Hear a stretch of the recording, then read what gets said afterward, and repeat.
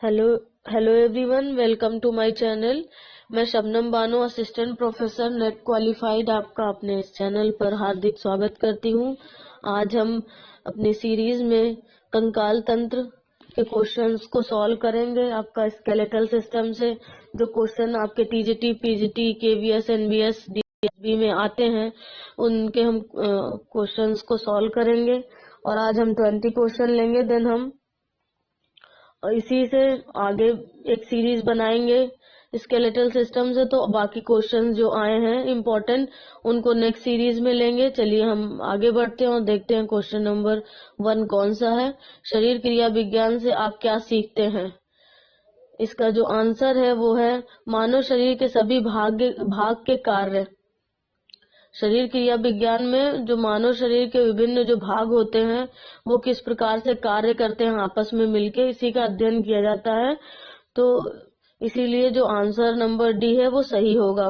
चलिए इसको डिटेल में जान लेते हैं। शरीर क्रिया विज्ञान में मानव शरीर के सभी संस्थानों के कार्यों तथा उनके परस्पर संबंधों का अध्ययन किया जाता है। जो मानव शरीर के जो विभिन्न संस्थान होते हैं, जो उनके कार्य होते हैं, उनका अध्ययन इस शरीर क्रिया विज्ञान में किया जाता है। वास्तव में मानव शरीर क्रिया विज्ञान के द्वारा हमें यह पता चलता है कि हमारे शरीर में सभी अंग आपस में तालमेल के साथ किस प्रकार कार्य करते हैं। तो वास्तव में जो है वो हमें अपने शरीर में जो हमारे अंग हैं वो किस प्रकार से आपस में तालमेल करके कार्य को संपादित करते हैं, सभी अंग, उसका अध्ययन किया जाता है।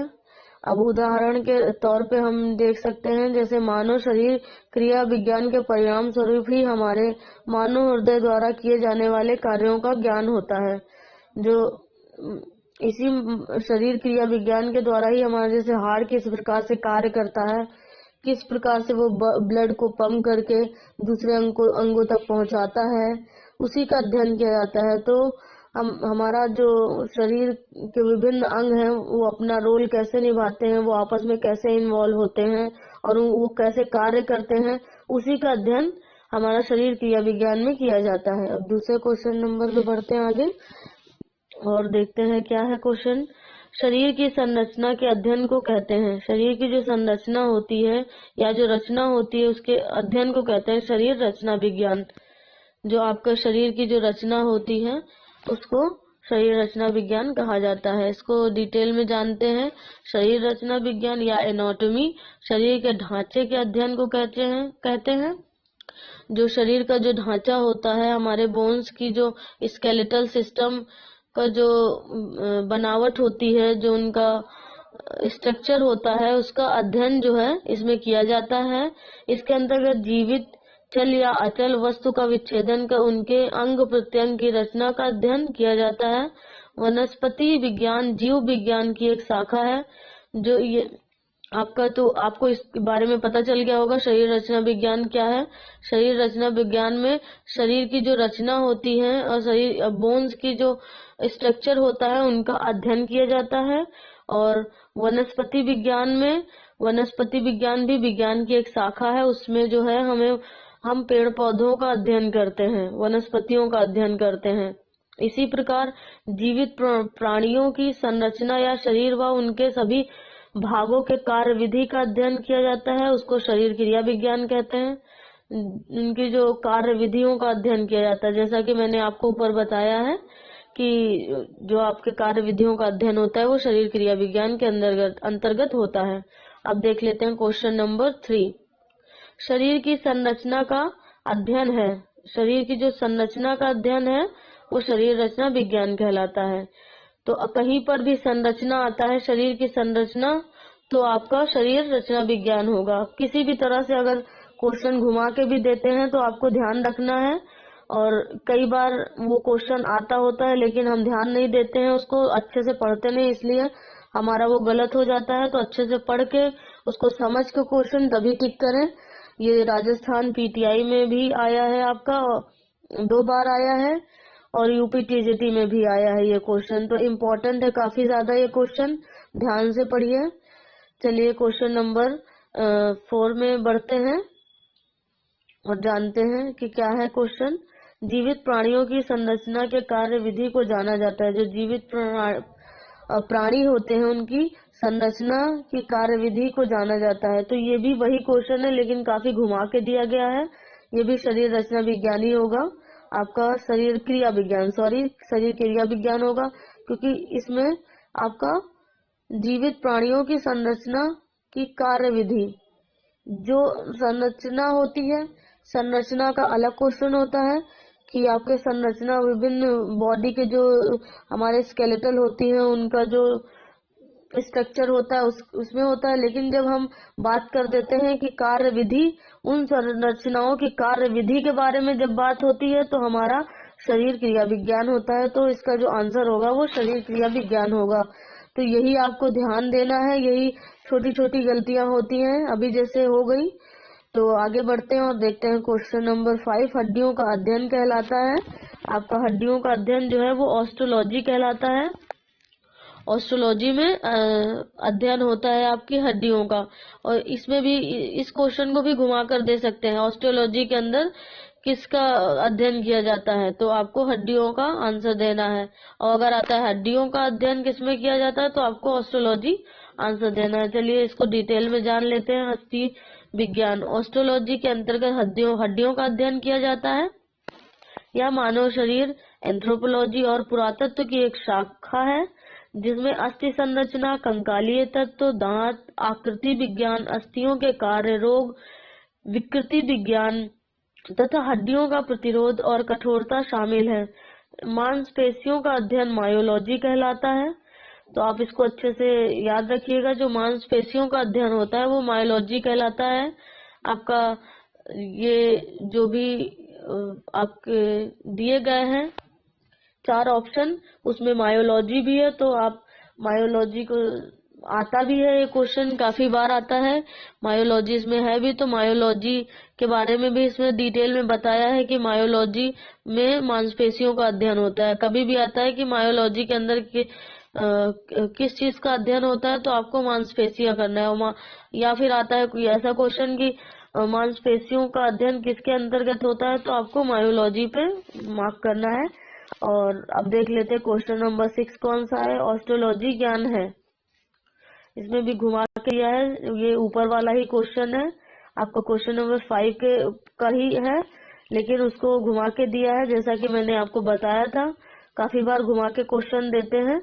तो इसमें दिया गया है, ये रिपीट हुआ है राजस्थान पीटीआई में 2011 में भी आया और 13 में भी आया है, लेकिन थोड़ा सा उसको घुमा के दिया गया है। इसका जो आंसर है, आंसर नंबर सी है, हड्डियों का। अब आगे बढ़ते हैं और देख लेते हैं स्पाइन में कितने प्रकार की गतिविधि या मूवमेंट संभव है। स्पाइन में कितने प्रकार के मूवमेंट्स होते हैं, तो 4 प्रकार के मूवमेंट्स हैं। डिटेल में हम जान लेते हैं कि ये 4 प्रकार के मूवमेंट्स किस प्रकार होते हैं। रीढ़ की हड्डी स्पाइन में 4 प्रकार की गतिविधियां या मूवमेंट संभव है। ये होते हैं प्रसार यानी कि एक्सटेंशन होता है, झुकाव फ्लेक्शन, आपको पता ही होगा झुकाव, फ्लेक्शन होता है, पार्श्व झुकाव, लेटरल फ्लेक्शन होता है और अक्षीय घुमाव, एक्सियल रोटेशन। ये 4 प्रकार के मूवमेंट्स हमारे स्पाइन में होते हैं। तो कभी भी आता है तो आपको ध्यान रखना है कि कितने प्रकार के मूवमेंट्स हमारे स्पाइन में या हमारे रीढ़ की हड्डी में होते हैं। और रीढ़ की हड्डी को मेरुदंड भी कहते हैं, और मेरुदंड में जो है 26 कशेरुकाएं होती है, उनसे मिलकर वो बना होता है। चलिए आगे बढ़ते हैं और देख लेते हैं क्वेश्चन नंबर 8। पुरुषों की तुलना में महिलाओं के शरीर का कौन सा भाग तुलनात्मक रूप से चौड़ा होता है, तो वो चौड़ा जो होता है वो होता है पेल्विक। अब जान लेते हैं डिटेल में कि क्यों चौड़ा होता है। पुरुषों की तुलना में महिलाओं के शरीर में पेल्विक की आकृति अधिक बड़ी तथा चौड़ाई वाली होती है, या संरचना इनमें बच्चों को जनने की सुगमता के लिए प्राकृतिक रूप से विकसित होती है। आप लोगों को आई होप समझ में आ गया होगा क्यों चौड़ा होता है। चलिए आगे बढ़ते हैं और देखते हैं क्वेश्चन नंबर 9। रक्त किस प्रकार का ऊतक है। रक्त जो होता है संयोजी ऊतक होता है। आपका ऑप्शन नंबर बी सही है, संयोजी ऊतक। डिटेल में जान लेते हैं क्यों। रक्त की उत्पत्ति भ्रूण के मेसोडर्म, आपको याद रखना है कि मेसोडर्म भी एक टर्म होता है, और इसमें जो रक्त की जो उत्पत्ति होती है वो भ्रूण के मेसोडर्म से होती है, और मूलतः यह एक तरल संयोजी टिश्यू या फ्लूइड कनेक्टिव टिश्यू होता है। आई होप आप लोगों को ये इसका समझ में आ गया होगा। अब आगे बढ़ते हैं और देखते हैं क्वेश्चन नंबर 10, मानव शरीर में कुल कितनी हड्डियां पाई जाती हैं। तो मानव शरीर में 206 हड्डियां पाई जाती हैं। आप लोगों को पता ही होगा कि मानव शरीर में 206 हड्डियां पाई जाती हैं और बच्चों में उससे थोड़ा सा ज्यादा होती हैं। आप बताइएगा कि बच्चों में कितनी हड्डियां पाई जाती हैं। तो इसको आप मुझे कमेंट में जरूर बताइएगा। जिसको इसको पता है वो कमेंट करके मुझे बताइएगा कि मानव शरीर में 206 हड्डियां होती हैं तो बच्चों में कितनी होती हैं, बच्चों में कितनी हड्डियां होती हैं, ये आपको कमेंट बॉक्स में बताना है। अब आगे बढ़ते हैं और देखते हैं क्वेश्चन नंबर 11, मानव शरीर में हड्डियों की कुल संख्या 206 होती है, जैसा कि हम जानते हैं। अब देख लेते हैं क्वेश्चन नंबर 12, वयस्क मानव में कुल हड्डियां होती हैं 206 होती हैं। ये केवीएस टीजीटी में आया 2015 में और ये बहुत इंपॉर्टेंट क्वेश्चन है, आप ध्यान से पढ़िएगा। यही मिस्टेक हो जाती है छोटे छोटे क्वेश्चंस में, तो अच्छे से पढ़ लीजिए, अच्छे से समझ लीजिए। अब आगे बढ़ते हैं और देखते हैं क्वेश्चन नंबर 13, मानव शरीर में कुल कितनी हड्डियां होती हैं। देखिए राजस्थान पीटीआई में भी आया है 2013 में, तो ये काफी ज्यादा इम्पोर्टेंट है। 206 हड्डियां होती हैं। इसमें ऑप्शन नहीं था, जब ये आया था तो ये कट कर दिया गया था इस क्वेश्चन को। अब आगे बढ़ते हैं और देखते हैं मानव शरीर में मांसपेशियों के जोड़ों की संख्या होती है। जो मानव शरीर में मांसपेशियों के जो जोड़ों की संख्या होती है 250 से लेकर 350 के बीच में होती है।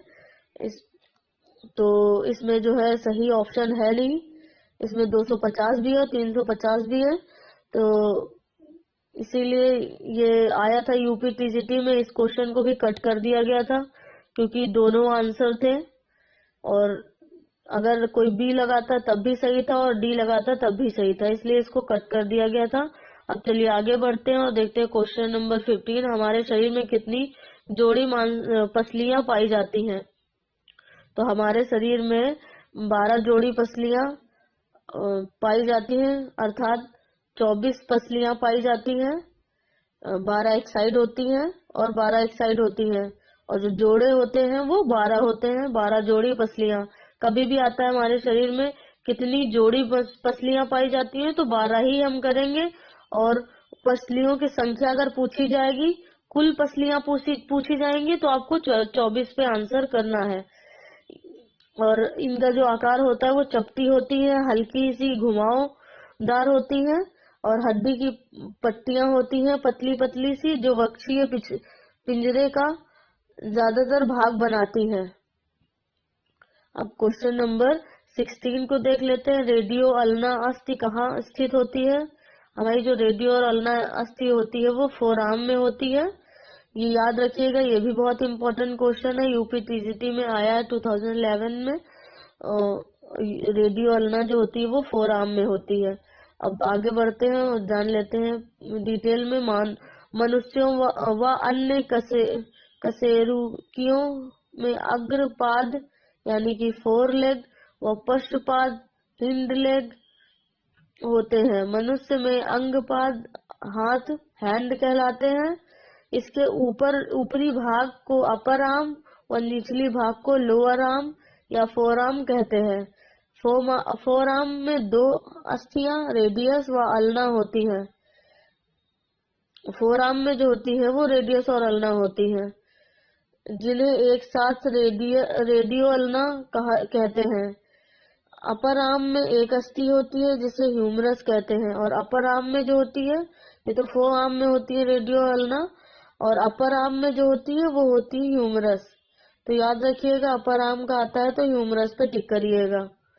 चलिए आगे बढ़ते हैं और देख लेते हैं क्वेश्चन नंबर 17, स्कैपुला अस्थि कहाँ स्थित होती है। स्कैपुला अस्थि जो होती है वो अपर बैक में होती है हमारे। स्कैपुला अंश मेखला या पेक्टोरल गर्डल की एक अस्थि होती है, या एक चौड़ी त्रिकोणाकार अस्थि है जिसका एक सिरा ह्यूमरस के शीर्ष भाग में जुड़ता है या पीठ के ऊपरी भाग में स्थित होता है। आई होप आप लोगों को समझ में आ गया होगा। जो स्कैपुला होता है वो एक चौड़ी होती है और त्रिकोणादार होती है। मतलब अगर इसका आपको क्वेश्चन आता है कि स्कैपुला कैसी दिखती है, कैसी होती है, तो चौड़ी होती है, त्रिकोणनुमा सी होती है, जिसका एक सिरा जो होता है वो ह्यूमरस के शीर्ष भाग से जुड़ता है। स्कैपुला का जो एक सिरा होता है वो ह्यूमरस से जुड़ता है या पीठ के ऊपरी भाग में स्थित होता है, और जो स्कैपुला जो होता है वो जो पीठ के आपके ऊपरी भाग में स्थित होता है, ऊपर की तरफ। अब देख लेते हैं क्वेश्चन नंबर 18। एंथ्रोलॉजी अध्ययन करता है। एंथ्रोलॉजी जो होता है वो किसका अध्ययन करता है, हम डिटेल में इसको जान लेते हैं। जंतुओं के तंत्रिका तंत्र का अध्ययन न्यूरोलॉजी या तंत्रिका विज्ञान के अंतर्गत। मांसपेशियों का अध्ययन मायोलॉजी। जैसे आपका तंत्रिकाओं का अध्ययन जो होता है यानी कि जो न्यूरोलॉजी कहलाता है, आपके तंत्रिका तंत्र का अध्ययन जो होता है जिसमें, वो न्यूरोलॉजी कहलाता है और तंत्रिका विज्ञान के अंतर्गत आता है। इसी तरह मांसपेशियों का अध्ययन जिसमें होता है वो मायोलॉजी कहलाता है, मायोलॉजी के अंतर्गत आता है। तथा हड्डियों का अध्ययन जो होता है ऑस्ट्रोलॉजी के अंतर्गत किया जाता है। दो या दो से अधिक अस्थियों का संयोजन ही जोड़ कहलाता है। जोड़ों के अध्ययन को ऑर्थोलॉजी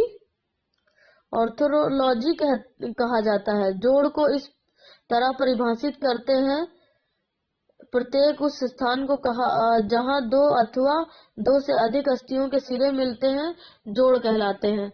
मतलब दो या दो से अधिक जो अस्थियां होती हैं उनके सिरे मिलते हैं तो उसको जोड़ कहलाते हैं। तो अगर इसका क्वेश्चन बनता है कि जोड़ किसे कहते हैं, तो आप आराम से इसका आंसर दे सकते हैं। जहां दो या दो से अधिक अस्थियों के सिरे मिलते हैं उसे जोड़ कहते हैं। लंबी अस्थियां अपने सिरों से, बेडॉल अस्थियां अपने तलों के कुछ भागों से तथा चपटी अस्थियां अपने किनारों से जोड़ों का निर्माण करती हैं। एंथ्रोपोलॉजी का ही समानार्थक है, जिसका अर्थ है मनुष्य के शारीरिक, सामाजिक, सांस्कृतिक विकास और मानव जाति के व्यवहार का अध्ययन।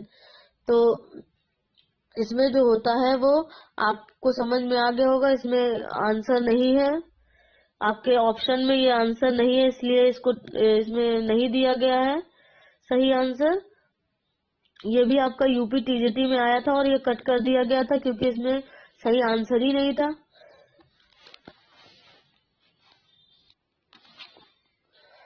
बेसिकली एंथ्रोलॉजी और एंथ्रोपोलॉजी समानार्थक एक जैसे ही शब्द हैं और इसके अंतर्गत जो अध्ययन होता है, आप याद रखिएगा, मनुष्य के शारीरिक, सामाजिक, सांस्कृतिक विकास और मानव जाति के व्यवहार का अध्ययन होता है। तो आप इसको याद रखिए। Question number 19। मानव शरीर में कितने प्रकार के जोड़ होते हैं?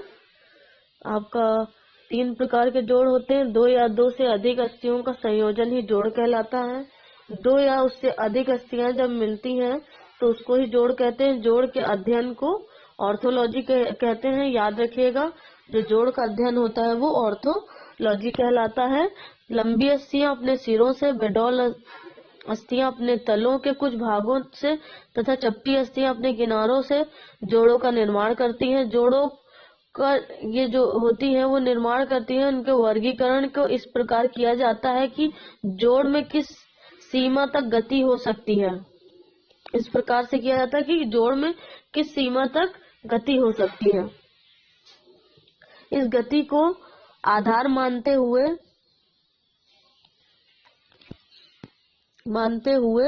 जोड़ों को निम्नलिखित 3 प्रमुख भागों में विभाजित किया जा सकता है, जैसे immovable joints, slightly movable joints और मूवेबल जॉइंट्स। हम जान लेते हैं मूवेबल जॉइंट्स कौन कौन से होते हैं। इमूवेबल, उदाहरण के लिए करोटी के विभिन्न हड्डियों के बीच टेढ़ी मेढ़ी, सिवनो, सुटरस जैसी संधियां। स्लाइडली मूवेबल में उदाहरण के लिए श्रोणि मेखला के प्यूबिस हड्डियों के बीच का जोड़ आदि। और मूवेबल में ये 5 प्रकार की होती है। कंदुक, खलिका संधि, या कब्जा ज्वाइंट, कब्जा संधियां हिंज एंड कब्जा ज्वाइंट जो होते हैं, सैंडल संधियां, गुराग्र या खूंटीदार संधियां, आपका जो कटोरे नुमा जो संधियां होती हैं जिनको खूंटीदार कहते हैं, प्रकार प्रसार या विसर्पी संधियां। तो इस प्रकार की संधियां होती हैं। चलिए आगे बढ़ते हैं और देख लेते हैं क्वेश्चन नंबर 20। आपका क्वेश्चन नंबर 20 जो है वो है, जोड़ों के अध्ययन को कहा जाता है, जोड़ों के अध्ययन को कहा जाता है ऑर्थोलॉजी। तो आपके जोड़ों के अध्ययन को ऑर्थोलॉजी कहा जाता है। अगर ऐसी ही आपको आगे भी इंफॉर्मेटिव वीडियोस और टेस्ट सीरीज मिलती रहे तो आप मेरे चैनल को सब्सक्राइब करिए, शेयर करिए, ज्यादा से ज्यादा शेयर करिए और लाइक भी करिए और कमेंट करिए। जो भी अगर आगे आपको समझ में नहीं आता है कुछ तो उसमें कमेंट करिए, मुझे बताइए, जिससे मैं उस चीज को सॉल्व कर सकूं और आपको ऐसी टेस्ट सीरीज आगे भी मिलती रहे। तो मुझे मोटिवेट करने के लिए मेरे चैनल को सब्सक्राइब करें और ज्यादा से ज्यादा लोगों में शेयर करें। Thank you for your support.